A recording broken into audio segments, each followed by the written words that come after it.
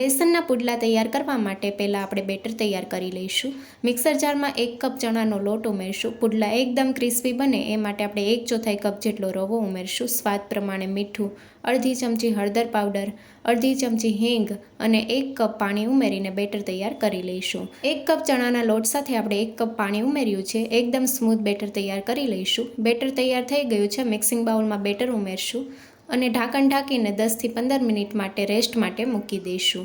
ત્યાં સુધીમાં સ્ટફિંગ તૈયાર કરી લઈશું. બધા વેજીટેબલને ઝીણા કાપીને લીધા છે. ગાજર, કોબી, ડુંગળી અને કેપ્સિકમ સાથે 100 ગ્રામ પનીર લીધું છે. આદુ મરચાંની પેસ્ટ અને કોથમીરના પાન લીધા છે. વેજીટેબલને એક બાઉલમાં મિક્સ કરી લઈશું. કોબી, ગાજર, કેપ્સિકમ, ઝીણી કાપેલી ડુંગળી અને આદુ મરચાંની પેસ્ટ. તીખાશ તમે તમારા ટેસ્ટ મુજબ કરી શકો છો. મિક્સ કરી લઈશું.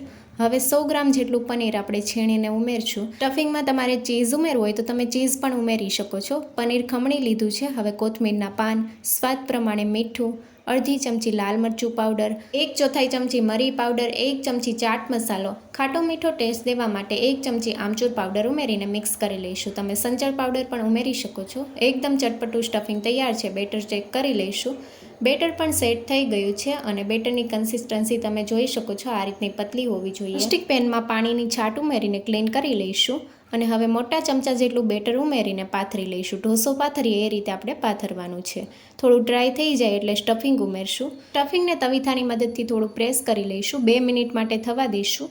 2 મિનિટ થઈ ગઈ છે. જો તમારે વધારે ક્રિસ્પી કરવા હોય તો હજી થોડી વાર માટે થવા દેવાના. હવે આપણે બેસનના પુડલાને આ રીતે રોલ શેપમાં કરી લઈશું અને એક પ્લેટમાં કાઢી લઈશું. રોલના નાઇફની મદદથી પીસ કરી લઈશું. સ્ટફિંગથી ભરપૂર પુડલા રોલ તૈયાર છે. તમે કેચઅપ સાથે સર્વ કરી શકો છો. Thank you for watching.